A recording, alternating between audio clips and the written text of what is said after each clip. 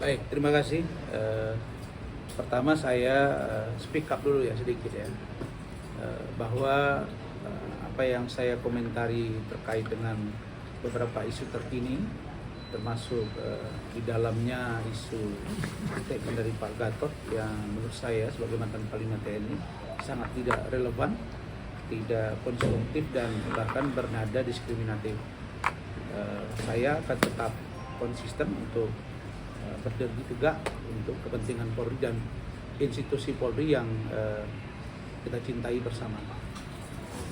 Kemudian tentang Denada, saya juga sudah mendengar pernyataan dari kuasa hukum Denada yang mengatakan bahwa benar Denada memiliki seorang anak yang bernama Resa ya, dan menurut pengakuan dari pengacaranya bahwa Denada itu telah memberikan bantuan kepentingan belanja, kepentingan hidup dan lain sebagainya setiap bulan.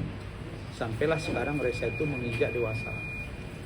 Dan saya juga melihat pernyataan dari pihak Resa, kuasa hukumnya, mengatakan bahwa mereka belum puas. Mereka ingin langsung mendengar pernyataan dari Denada, bahwa Denada harus mengakui secara terang benderang bahwa Resa itu adalah benar anak kandungnya sehingga tidak melalui pengacara. Kalau dari segi konteks hukum, sebenarnya seorang lawyer itu kan bertindak untuk atas nama pemberi kuasa, yaitu Denada. Maka apa yang dikatakan oleh seorang lawyer Denada, maka itu adalah bahagian dari kata-kata dari seorang Denada. Tidak perlu lagi harus melalui bertemu langsung atau mendengar langsung pernyataan dari Denada, karena sudah direpresentasikan lewat kuasa hukumnya. Kira-kira begitu. Itu pandangannya. Tapi akhirnya hari ini Denada secara langsung ya mengatakan secara langsung, ada videonya baru keluar beberapa menit lalu. Dia mengatakan secara jelas terang benderang bahwa Resa Rosano itu anak kandungnya, dan dia juga menyampaikan permintaan maaf sebesar-besarnya kepada Resa.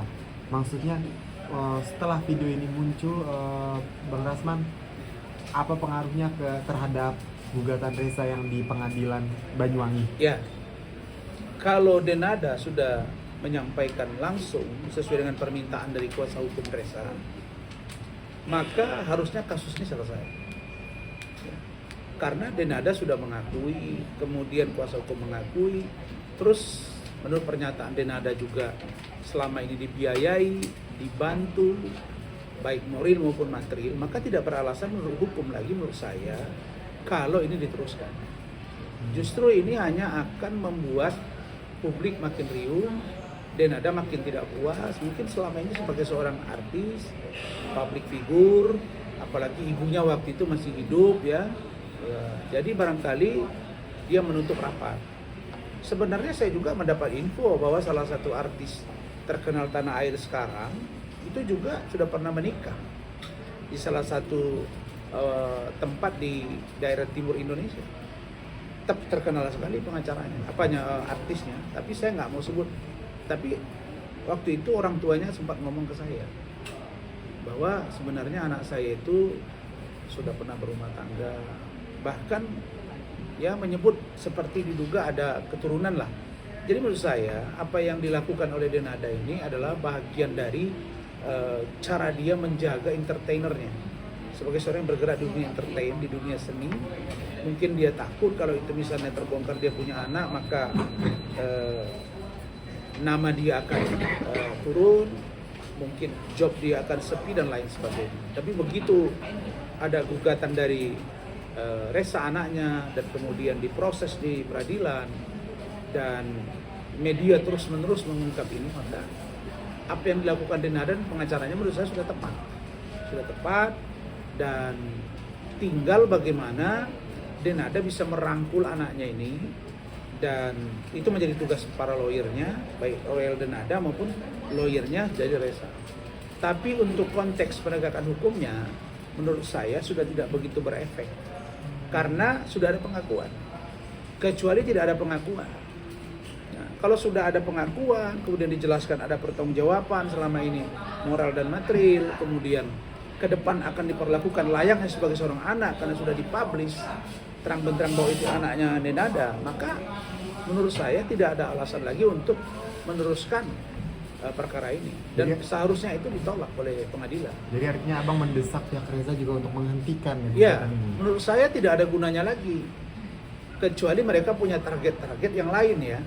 Tapi kan tidak baik juga gitu kalau isu ini diungkap ke permukaan terkait dengan anak dan ibunya. Ketika seorang anak ya menggugat ibunya yang menurut dia tidak mengakui dia sebagai anak secara publis, maka apa yang dilakukan Reza itu tidak ada masalah, wajar-wajar saja. Tapi begitu Denada dan kuasa hukumnya mengatakan itu anak kandungnya, maka harusnya ini case close, tak perlu diteruskan lagi. Karena itu hanya akan menjadi bumerang baik bagi Reza maupun bagi Denada sendiri. Jadi filosofi hukumnya kan begitu. Kalau yang penggugat dan tergugat, apa itu? Gugatannya kan ingin pengakuan. Kalau ada kepentingan materi dan lain-lain nanti dibicarakan internal mereka. Tapi yang paling penting kan pengakuan. Nah, ketika ada pengakuan dari Denada dan juga pengacaranya, artinya dia sudah melakukan apa yang seharusnya dia lakukan sebagai seorang ibu. Maka tidak beralasan lagi menurut hukum untuk meneruskan perkara ini. Itu pikiran saya. Walaupun di dalamnya selain pengakuan juga ingin salah satunya 7 miliar tersebut itu nggak perlu dilanjutkan lagi Bang. Begini, masalah 7 miliar inilah, makanya saya juga heran gitu ya. Kenapa kok ada gugatan 7 miliar dan lain sebagainya. Itu dibicarakan saja lah head to head. Kan anak sama ibunya kan. Biar aja nanti Denada, saya sarankan Denada kamu panggil aja. Ya udah tinggal bareng kamu, tinggal orang anak kamu kok. Nanti kamu bicarain, biayai. Ngapain juga harus ada 7 miliar lain sebagainya. Bisa aja untuk masa depan dia besok mau jadi apa juga 7 miliar itu juga nggak cukup. Kalau untuk keperluan dia misalnya cita-cita jadi apa, jadi akpol kah atau akmil kah, atau dia masuk perguruan tinggi dan lain-lain sebagainya yang di UI kan butuh biaya. Nah itu nanti semuanya akan di cover oleh Denada. Mungkin kalau awal bisa jadilah satu minta pengakuan, yang kedua ganti rugi, material misalnya atau immaterial boleh. Tapi kan sekarang sudah ada pengakuan. Tinggal masalah jumlah dan tanggung jawab itu diimplementasikan dalam bagaimana seorang Denada nanti ketika dia bersama dengan Reza tidak mengecewakan cita-cita dan masa depan dari seorang Reza yang itu notabene adalah anak kandungnya sendiri begitu. Bang, ada Bang dugaan ya Bang, dugaan bahwa akta kelahiran Reza itu bukan nama Denada. Itu kasusnya ini ya, berat itu, ya Bang? Itu kalau ternyata itu dipalsukan kan begitu ya, termasuk menghilangkan asal-usul perkawinan. Okay. Nah, kemudian kalau ternyata itu tidak disebut di situ sebagai anak dari Denada, ada konsekuensi ini ada konsekuensi hukumnya, pasti itu. Nah, tapi itu sekali lagi itu sangat tergantung kepada orang yang melihat kasus ini seperti apa. Apakah itu perlu diteruskan atau tidak, itu tergantung kepada penyidik, tergantung kepada Reza dan juga kepada Denada. Tapi itu delik umum atau delik aduan? Iya, kalau itu sebetulnya debatable. Ada bisa juga dikategorikan delik umum, ada juga delik aduan. Nah, jadi tergantung gitu ya. Kalau dulu kan ada salah satu pejabat tuh di Indonesia yang diduga memalsukan identitas seseorang. Dia bilang oh itu ponakan, ternyata istri muda waktu itu kan. Nah itu dipersoalkan sehingga sempat jadi tersangka. Nah ini juga akan bisa seperti itu kalau misalnya tidak diselesaikan dengan cepat. Ini sangat tergantung kepada Denada dan Reza, bukan pihak lain. Kalaupun masuk kategori delik umum, sebetulnya kepentingan umumnya apa di situ yang lebih besar. Kan konteks hukum itu begitu, cara mengambil pikirannya atau cara kita ibarat lagu cengkoknya gitu. Cengkoknya di mana sebenarnya? Ya bagaimana ini tidak merugikan masyarakat umum. Artinya, tapi kalau itu menjadi delik aduan kan, siapa yang mengadu dia mencabut selesai. Itulah yang disebut dengan restoratif justice di KUHP dan KUHP baru. Nah, jadi ini sesuatu yang bagus gitu. Nah, masalah debatable delik umum atau delik pengaduan itu terserah saja bagaimana menafsirnya gitu. Maksudnya yang bisa melaporkan untuk soal akta ini, dugaan akta yang bukan nama Denada Ya ini siapa yang bisa merasa melaporkan, dirugikan gitu kan? itu Resa. Siapa? Kecuali di situ misalnya Resa binti si Anu misalnya, sementara itu bukan bapak. Nah, orang yang namanya binti itu keberatan. Keberatan, kok nama saya dibuat di sini, nama gua, ini bukan nama gua nih. Ya udah, dia bisa lapor. Oh, okay. Begitu. Nah, tapi kalau Resa bilang, oh iya saya keberatan, ini kan bukan ayah saya, bisa juga. Tapi kalau udah dibilang ini ayahmu, kemudian ini ibumu, ke saya, apa yang udah ribut? Itu kalau saya lebih pada pendekatan hukum itu adalah solusi konkret.